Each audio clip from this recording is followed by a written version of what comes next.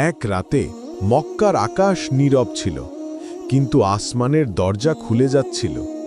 একজন মানুষ মাটি থেকে উঠলেন, 7 আসমান পার হলেন, আর পৌঁছে গেলেন এমন এক সীমায় যেখানে ফেরেশতারাও থেমে যায়, আর ফিরে এলেন উম্মতের জন্য আসমান থেকে উপহার নিয়ে। আজ আমরা জানব সেই রাতের পুরো সত্য ঘটনা। তুমি দেখছো rawaya_official।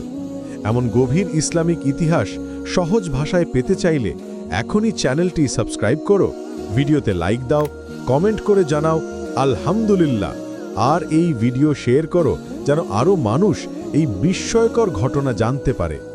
আজ আমরা শুনব মেরাজের সম্পূর্ণ ঘটনা, শুরু থেকে শেষ পর্যন্ত। বিসমিল্লাহির রহমানির রহিম। সময়টা ছিল অত্যন্ত কঠিন। মুহাম্মদ সাল্লাল্লাহু আলাইহি ওয়াসাল্লাম তখন মক্কায় দাওয়াত দিচ্ছেন, কিন্তু কুরাইশরা তাকে প্রত্যাখ্যান করছে। প্রথমে সামাজিক বয়কট, 3 বছর শিয়াবে আবি তালিবে কষ্ট, খাবার নেই, নিরাপত্তা নেই। তারপর ইন্তেকাল করলেন তার সবচেয়ে বড় সমর্থন খাদিজা বিনতে খুয়াইলিদ রাদিয়াল্লাহু। তিনি শুধু স্ত্রী ছিলেন না, তিনি ছিলেন শক্তি, সান্ত্বনা, বিশ্বাস।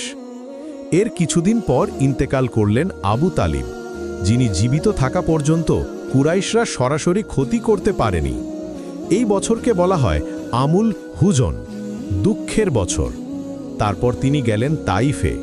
মানুষ শুনল না, বরং শিশুদের দিয়ে পাথর ছোড়ালো। রক্তে ভিজে গেল শরীর, জুতা রক্তে ভরে গেল। এমন সময় তিনি দুয়া করলেন, হে আল্লাহ, আমি আমার দুর্বলতার অভিযোগ শুধু তোমার কাছেই করছি। দুনিয়া যখন ফিরিয়ে দিল, আল্লাহ তখন ডাকলেন। এক রাতে কাবা শরীফের কাছে ফিরিস্তা জিব্রাইল আলাইহি ওয়াসাল্লাম এলেন। তিনি রাসূল সাল্লাল্লাহু আলাইহি ওয়াসাল্লামের বুক মোবারক বিদীর্ণ করলেন, হৃদয় জমজমের পানিতে ধৌত করলেন। তারপর আনা হলো এক বিশেষ বাহন, বুরাক। সাদা রঙের, আকারে খচ্চরের চেয়ে বড়, ঘোড়ার চেয়ে ছোট। চোখের পলকে দৌড়ায়, প্রতিটি পদক্ষেপ পড়ে দৃষ্টির শেষ সীমায়। এই সফরের প্রথম অংশ ইসরা, মসজিদুল হারাম থেকে আল আকসা মসজিদ। পথে তিনি বিভিন্ন নিদর্শন দেখলেন। কিছু স্থানে নামাজ আদায় করলেন, যেমন মদিনা, তুর সিনা, বাইতুল্লাহাম। আল আকসায় পৌঁছে তিনি সব নবীদের সমবেত পেলেন। সকল নবী তার পিছনে দাঁড়ালেন, তিনি ইমামতি করলেন। এটা ছিল নেতৃত্বের ঘোষণা, শেষ নবীর মর্যাদার প্রকাশ। আল আকসায় সকল নবীর ইমামতি করার পর শুরু হলো সেই অবিশ্বাস্য ঊর্ধ্বযাত্রা, মেরাজ। এটা শুধু আকাশে ওঠা না, এটা ছিল সৃষ্টি জগতের স্তর ভেদ করে আল্লাহর নির্ধারিত সীমার দিকে অগ্রসর হওয়া। ফেরেশতা জিব্রাইল আলাইহি রাসূলুল্লাহ সাল্লাল্লাহু আলাইহি ওয়াসাল্লামকে নিয়ে প্রথম আসমানের দরজায় পৌঁছালেন। দরজায় কড়া নাড়া হলো। ভেতর থেকে প্রশ্ন এলো, কে? জবাব, জিব্রাইল। সঙ্গে কে? মুহাম্মদ। তাকে কি ডাকা হয়েছে? হ্যাঁ। তারপর দরজা খুলে গেল। প্রথম আসমান, সেখানে দেখা হলো আদম আলাইহিস সালামের সাথে। তিনি মানব জাতির পিতা। তিনি রাসূল সাল্লাল্লাহু আলাইহি ওয়াসাল্লামকে স্বাগত জানালেন। স্বাগতম, নেক সন্তান, নেক নবী। রাসূল সাল্লাল্লাহু আলাইহি ওয়াসাল্লাম লক্ষ্য করলেন আদম আলাইহিস সালাম তার ডান দিকে তাকিয়ে হাসছেন আর বাম দিকে তাকিয়ে কাঁদছেন। কারণ জিজ্ঞেস করলে বোঝা গেল ডান দিকে তার সেই সন্তানদের রূহ যারা জান্নাতে যাবে, বাম দিকে যারা জাহান্নামে যাবে। এখানেই প্রথম শিক্ষা, মানুষের শেষ পরিণতি 2 পথের একটিতে। দ্বিতীয় আসমান। দ্বিতীয় আসমানে দরজা খুলল একই প্রক্রিয়ায়। সেখানে ছিলেন ঈসা আলাইহিস সালাম এবং ইয়াহিয়া আলাইহিস সালাম। তারা দুজনেই রাসূল সাল্লাল্লাহু আলাইহি ওয়াসাল্লামকে স্বাগত জানালেন। ঈসা আলাইহিস সালাম, যার জন্ম ছিল অলৌকিক। ইয়াহিয়া আলাইহিস সালাম, যিনি শৈশবেই নবুয়ত পান। এই আসমানের শিক্ষা ছিল, আল্লাহ যাকে চান, যেভাবে চান, অলৌকিকভাবে সম্মানিত করেন। তৃতীয় আসমান। এখানে দেখা হলো ইউসুফ আলাইহিস সালামের সাথে। তাকে পৃথিবীর অর্ধেক সৌন্দর্য দেওয়া হয়েছিল।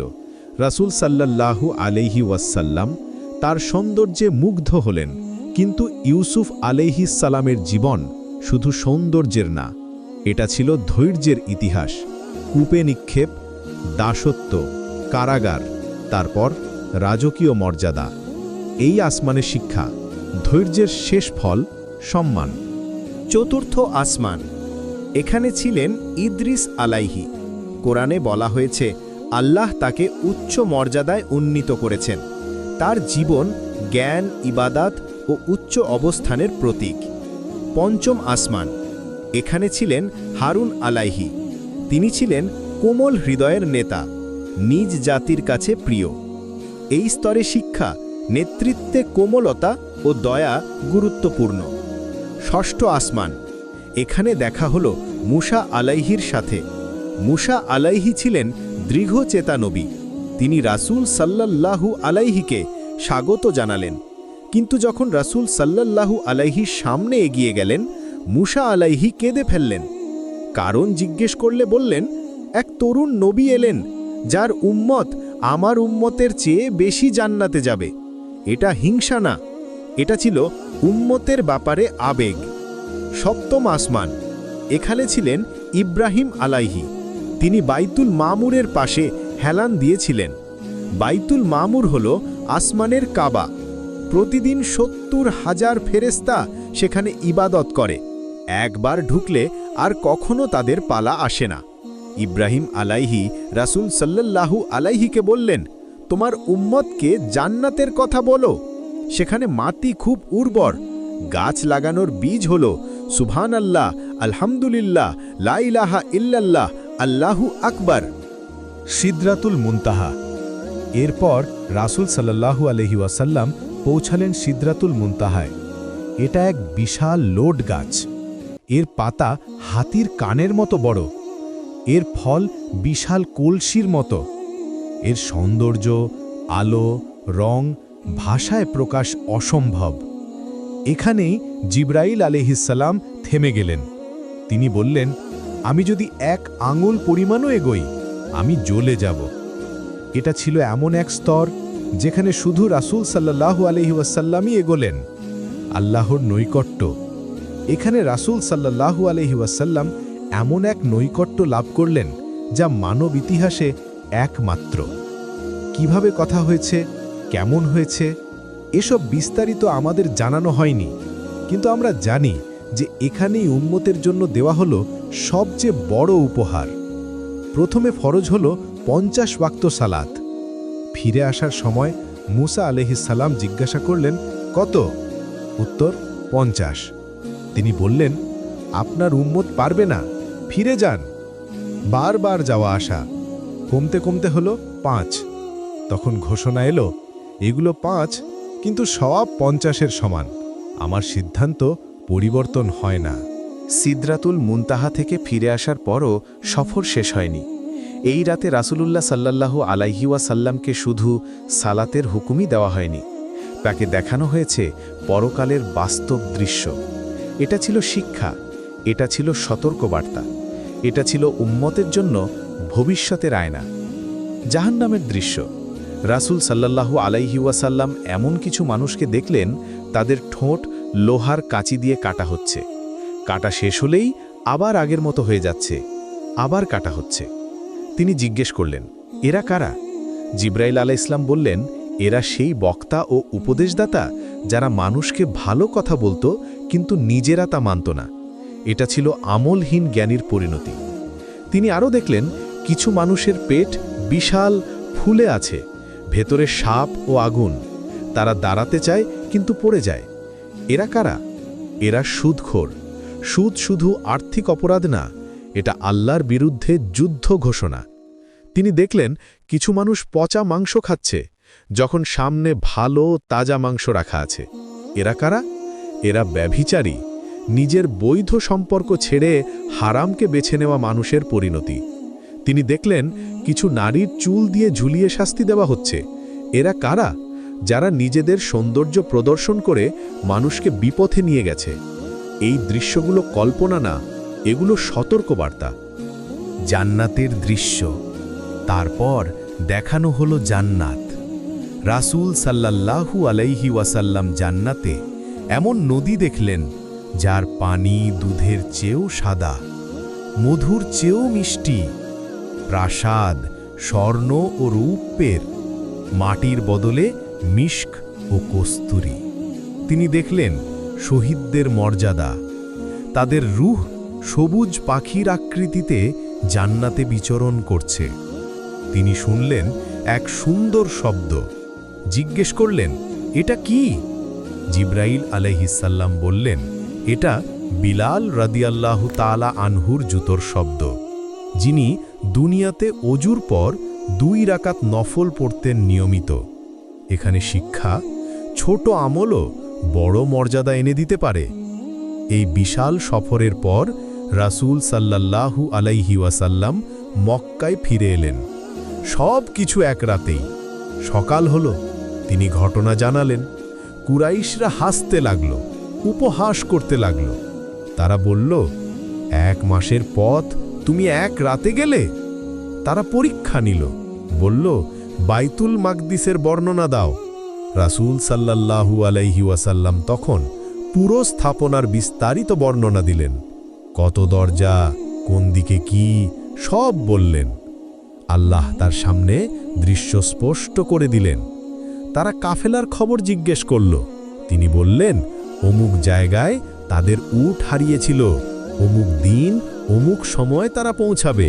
সব সত্য প্রমাণিত হল। এই ঘটনার পর অনেকে ঈমান হারালো, বলল, এটা অসম্ভব। কিন্তু একজন মানুষ দ্বিধা করলেন না। তিনি ছিলেন আবু বকর রাদিয়াল্লাহু তাআলা আনহু। লোকেরে তাকে গিয়ে বলল, তোমার বন্ধু বলছে সে 1 রাতে আসমানে গেছে। তিনি বললেন, তিনি যদি বলে থাকেন তবে অবশ্যই সত্য। আমি তো এর চেয়েও বড় কথা বিশ্বাস করি যে তার কাছে আসমান থেকে ওহী আসে। এই দৃঢ় বিশ্বাসের কারণে তিনি পেলেন উপাধি আস-সিদ্দিক। এটাই ছিল সত্যিকারের ঈমান। মেরাজের সবচেয়ে বড় শিক্ষা নামাজ।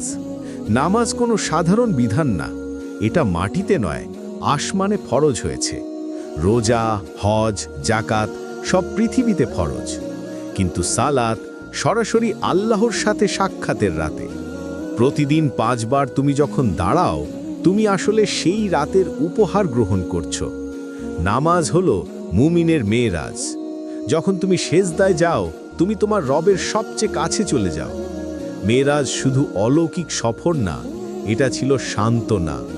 যখন দুনিয়া ফিরিয়ে দেয়, আল্লাহ সম্মান দেন। যখন মানুষ অপমান করে, আল্লাহ মর্যাদা বাড়ান। যখন রাসূল সাল্লাল্লাহু আলাইহি ওয়াসাল্লাম সবচেয়ে কষ্টে ছিলেন, ঠিক তখনই তাকে আসমানের ওপরে তুলে নেওয়া হলো।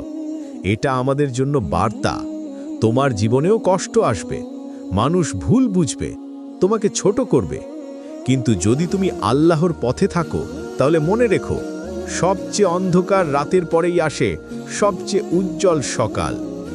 আজ থেকে নামাজকে হালকা নিও না, এটা সেই আমানত যা আসমান থেকে এসেছে। যদি এই ঘটনা তোমার হৃদয় ছুঁয়ে যায়, তাহলে তোমার জীবন বদলাও, কারণ মেরাজ শুধু শোনার গল্প না, এটা জীবনে প্রয়োগ করার শিক্ষা। এই ছিল মেরাজের রাতের পূর্ণ কাহিনী, দুঃখের বছর থেকে শুরু করে আসমানের সীমা পর্যন্ত, আর ফিরে এসে ঈমানের পরীক্ষা পর্যন্ত।